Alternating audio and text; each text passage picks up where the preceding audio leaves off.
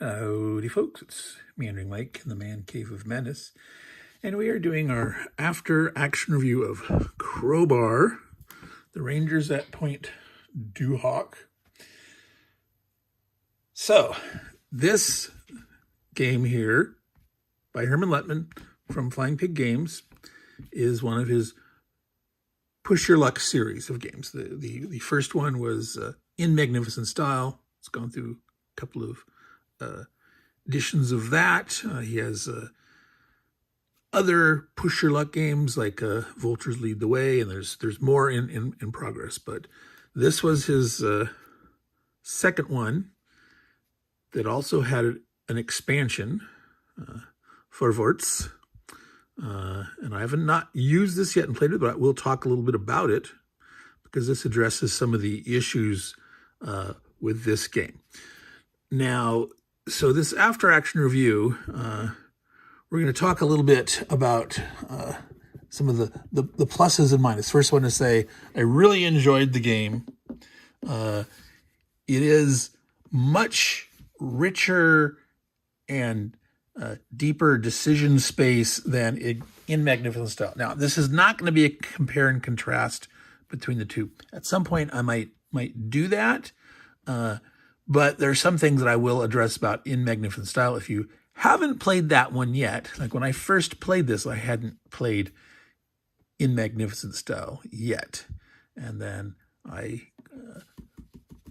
before obviously filming this, I got around to the other one and so can compare and contrast some issues, but I'm not going to do that in full detail. So what I want to say about this game, we'll start with the cons, are it is much bigger in scope than in Magnificent Style. That's the biggest difference, I think, is the amount of time that this will take, the amount of brain energy. If you could play this game where you just, maybe play snappy, don't spend a lot of time making your decisions, charge. And the size and scope of the game, it'll probably still take you twice as long to finish in Magnificent Style, but you'll probably get slaughtered. Since there's a lot more depth to the kind of decisions, the things that you're doing in Crowbar versus in Magnificent Style, you need to take a little more time thinking through what you're going to do and not just blindly push your luck as much. It's a little more important that you use the variety of tools that you have available. There's not as much variety and decision points in Magnificent Style. Okay, so takes up more table space. It's a much bigger scope of the game in terms of the table that you need, a bigger map. There's more playing spaces. It's more depth, more. I think it's a little bigger, wide and deep. A lot more things going on. That being said, that improves the overall experience that you get, in the immersion in this activity comes from that richness and the depth and the more going on. So if you have the time and the energy, this should be a very rewarding experience for you. And I would say more playable in that sense is the impact of your options and what can go on in the game. There's much more, the number of events for both the German side and the Rangers. There's things that you will experience in replay that will give you a rich experience.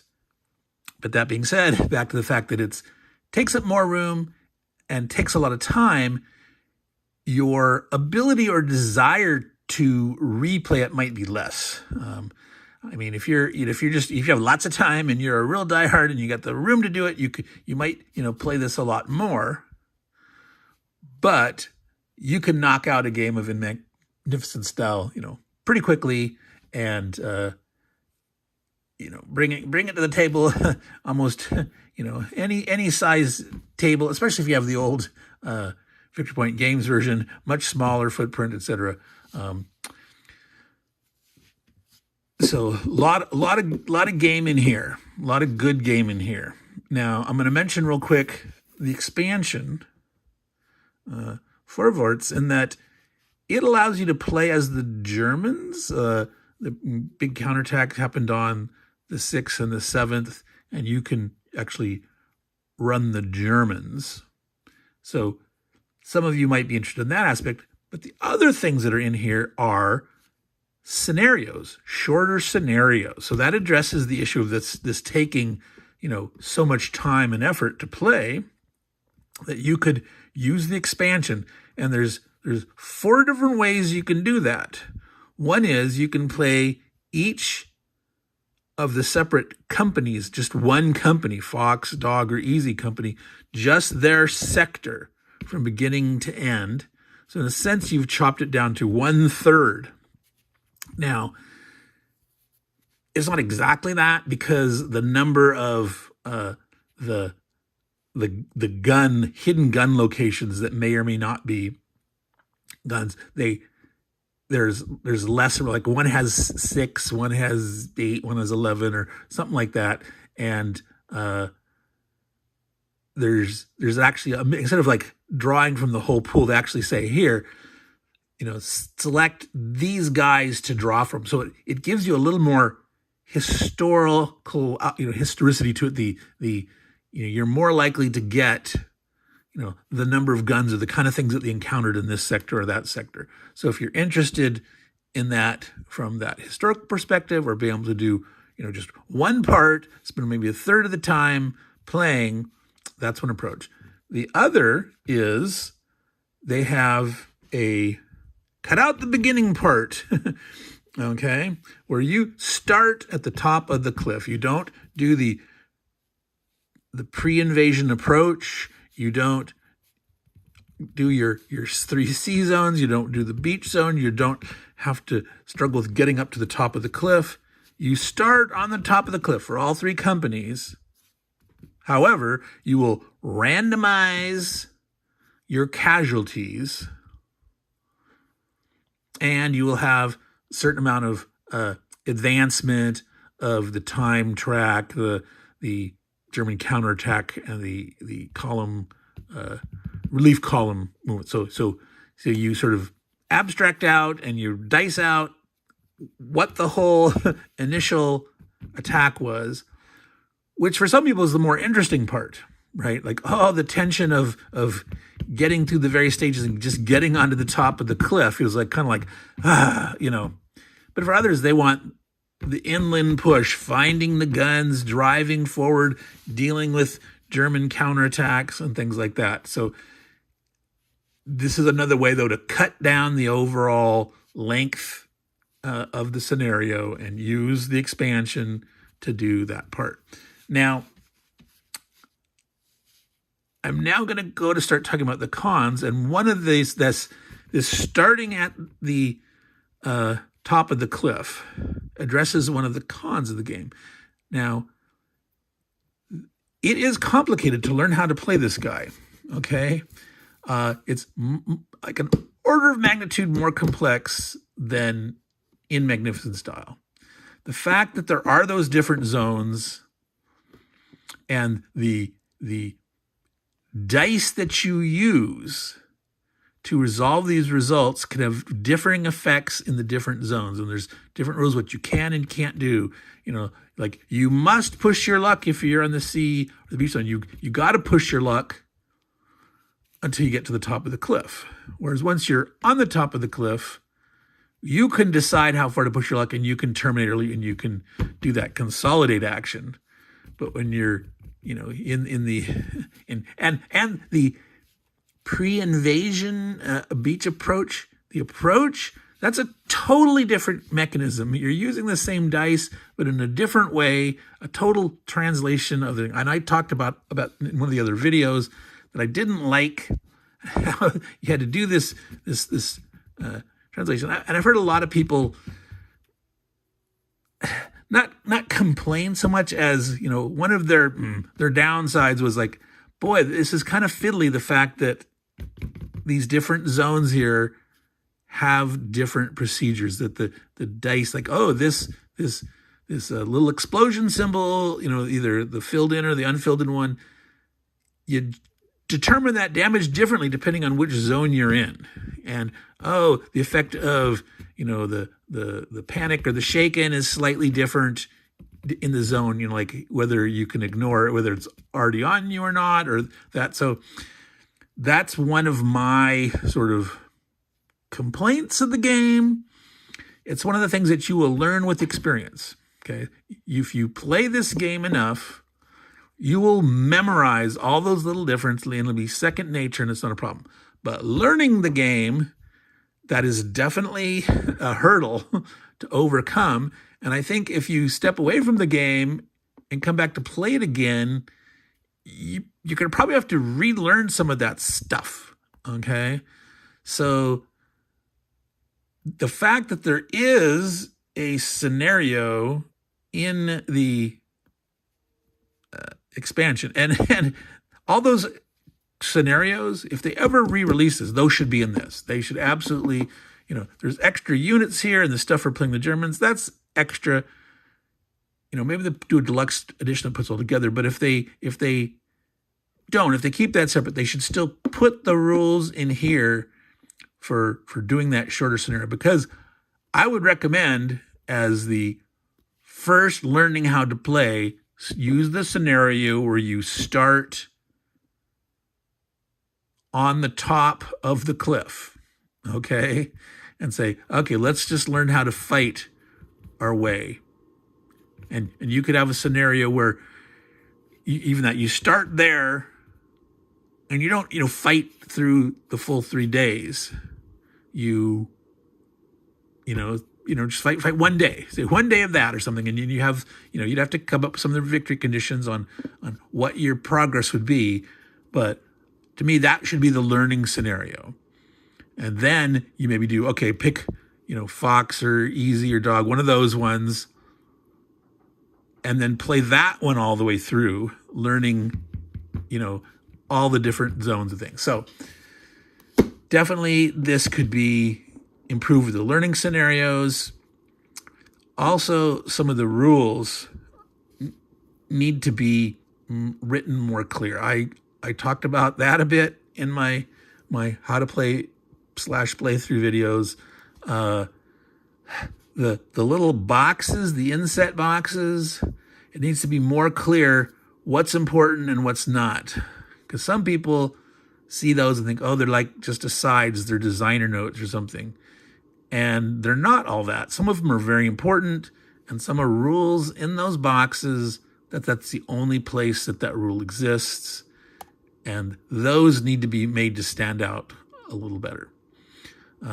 Also, there was an issue with things sort of being important to you, but not referred to yet. There's a bunch of special actions you can do that are in the K section, the special K actions, where a lot of things show the loop of the sequence of play, where you can follow through, but a lot of times they don't mention those rules that are way back there in section K.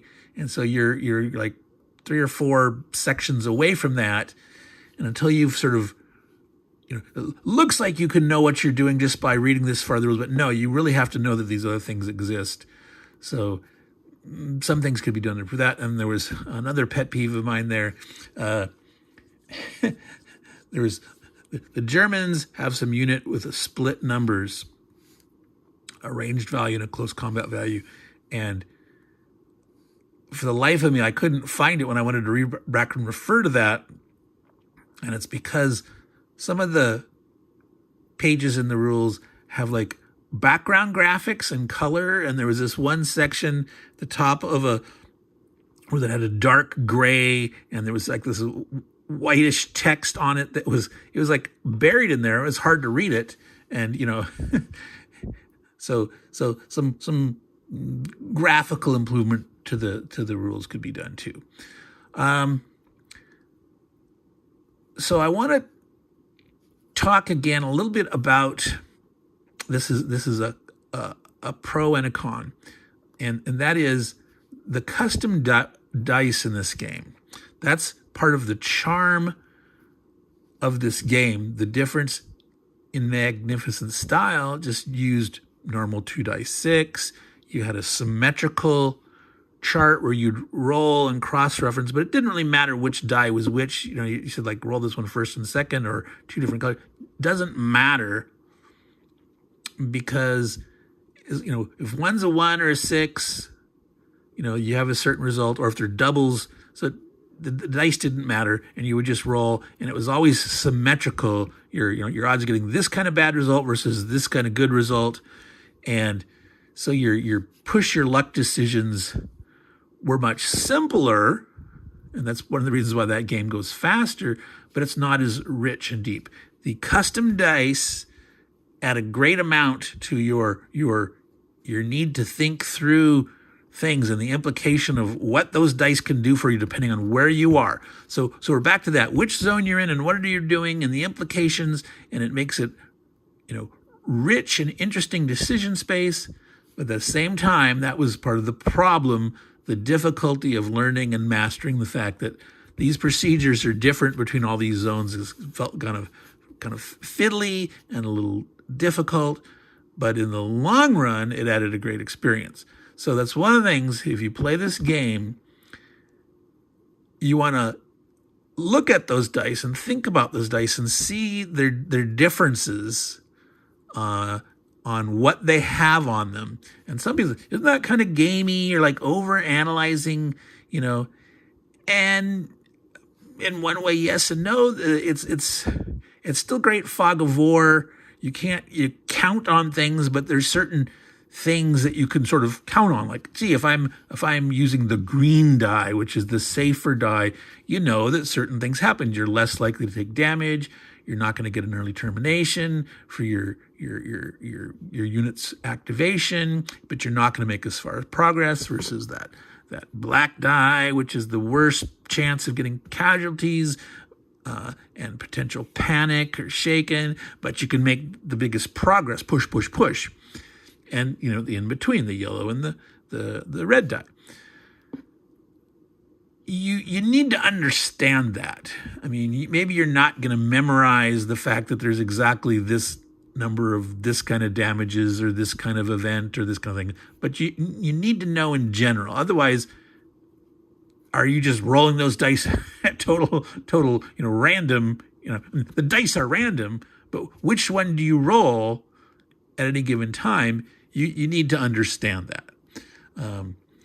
So to me, that's part of the charm of the game, but it's also the difficulty in the fact that those meanings are slightly different depending on which zone you're in.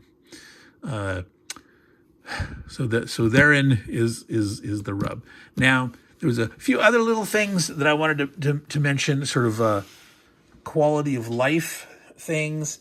Well, one was obviously there was some things in the errata that were left out of the rules, like telling you that, oh, these certain chits need to go back into the pool once you've used them. So the incoming fire things, when they're revealed, you immediately put them back in the pool. All the events for the event chits, there's event cards and event chits. Don't mix the two up. And I sort of said that in my video before, that maybe they shouldn't have called them both events. But that is what it is. But the event chits are two-sided, the Germans and the Ranger ones. So when you draw a particular kind of event, you look at that side. Doesn't say in the rules, but you need to put it back in your chit draw, your pool of chits, after it's resolved, so that it's not excluding those from future use. And that was not put in the rules. Now, there's certain things that maybe they could have like put some symbol on those counters that say, oh, they're returned to a pool. So that whatever that symbol would be, I don't know, a little like an arrow in a certain way, an R for return or something, some symbol, because that's for the incoming fire guys, that's for the events, that's also for some of the German units when they're killed. Some are permanently gone out of the game, but some go back in the pool for potential reinforcements that come on. So that would have been nice to have some little symbol so that you would know right there on the counter. You don't have to remember which things, are put back in a pool or not. There's something else that I want to mention about this. This was a suggestion of mine that I thought in terms of potential frustration in the game, and that has to do with the landing craft at sea. If the landing craft get damaged and get sunk, okay, that's a dreadful part of the game, but it's real, and it should affect your decision making for which dice you're using when. But one of the problems is you've got these commanders that allow you to re-roll dice, but the commanders that haven't landed yet, you can't use them for that purpose. And I was thinking, like, if this game is too hard for you, you're like, oh my God, I just lost another landing craft with a commander on it. I would allow the commander, if his landing craft is getting sunk, is getting hit, that you allow the use of that commander to get one reroll. That's just a little dot. So that's not really a quality of life kind of thing, but that's more of a quality of not so much death, maybe. If you're wanting things to be a little less difficult, if you're finding the game hard to do. Also, there's that I think it's called Operation Flash Lamp. I can't remember. I think that was the name of it, where you have a certain number of bombardments to do where you can put those incoming fire on the cliff. I think if you allow the it's a die roll. You roll dice to see how many of those you start with. If you've been losing, give yourself more of those, right? And if you've been winning steadily, the next time you play, do less of those. That's a way to help balance that out for you. So back to the ease of use thing. So we talked about the little marks on the counter that go back in the pool. The other thing I'd like to see is like little asterisks or something on the terrain, on the map, where it's a prepared defense. Like, look at these guys here. This is obviously these barbed wire and the sandbags and, rock barriers or whatever. These guys are attacking a prepared defense. And that makes a difference because trying to advance into a square that's classified as prepared defense, it costs an extra advance action.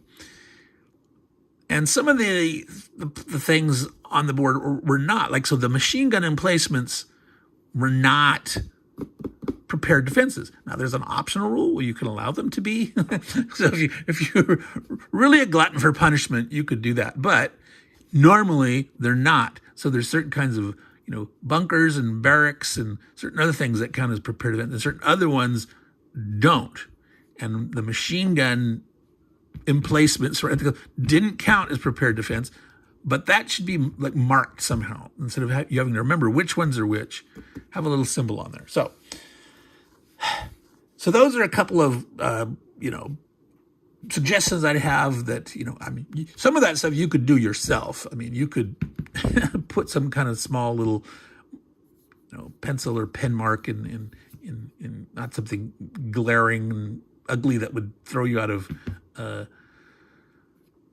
your immersion of the game, but you could mark them to remind yourself, or if they ever do a future version, they could do that.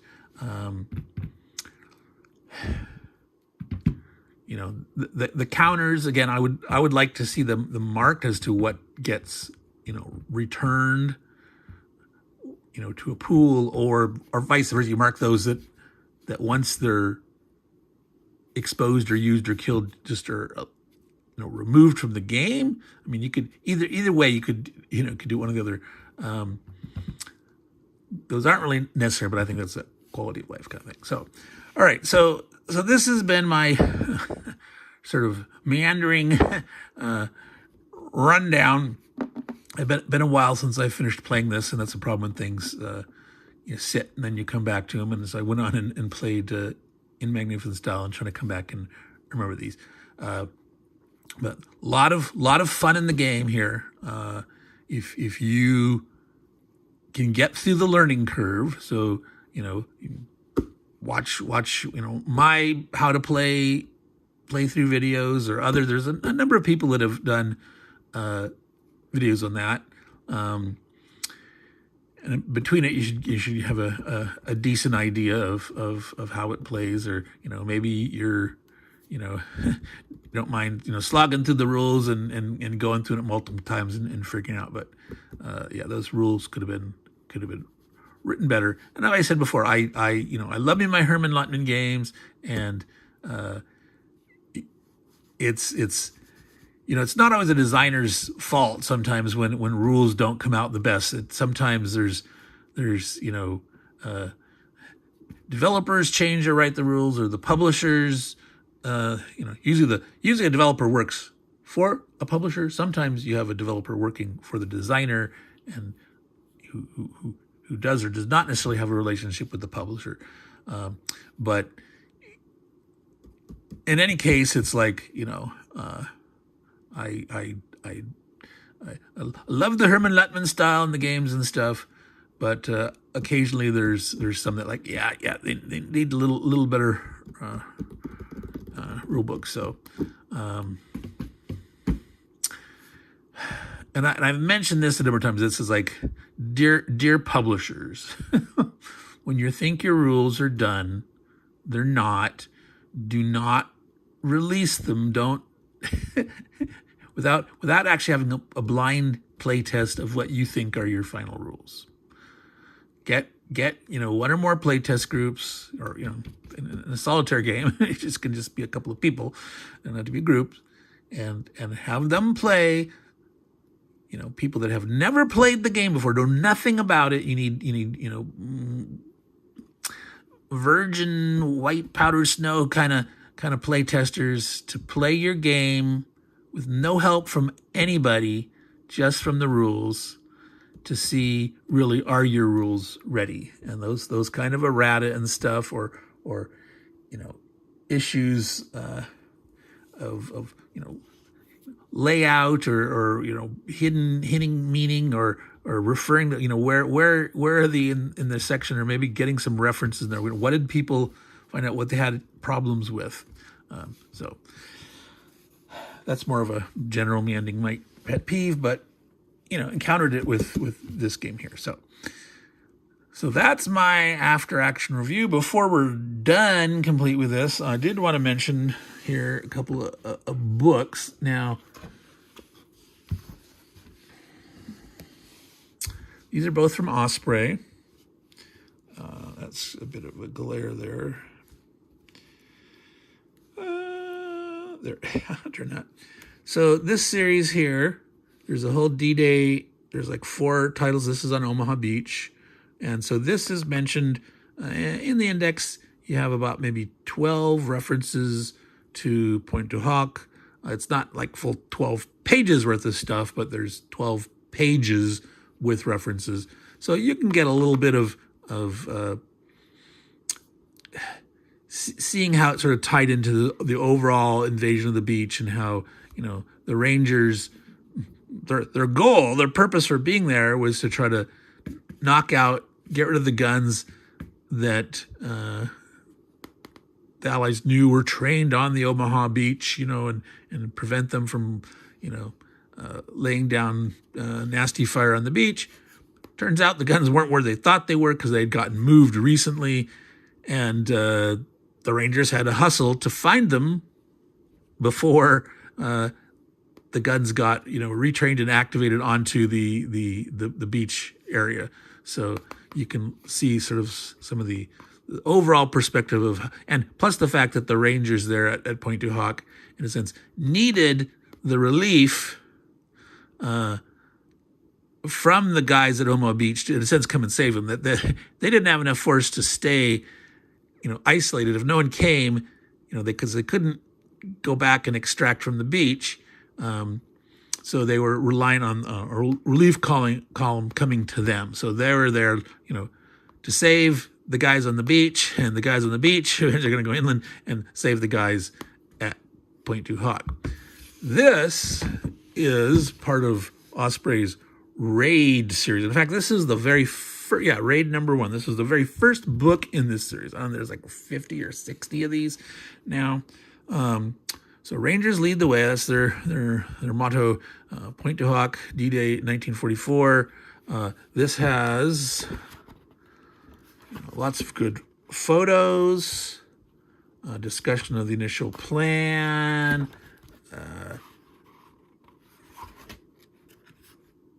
what like a timeline here. Now there is a mistake here. This wasn't September 29th, the start of Operation Flash Lamp. Because the invasion started on June 6th, so this had to be May. The raid itself, there's a look at some of the cliff there. There's some artwork. Let's see, somewhere here I wanted to find the maps. There was... Hello. There's a list of... So there we took see Rudder, Baugh, the names that we've seen of the commanders. They're in the game. Here we go. Get that without some glare. So this big triangle point here, and there, so that's, they show the barbed wire area.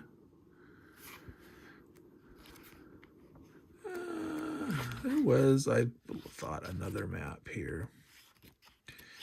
There we go. Should have bookmarked it. Okay.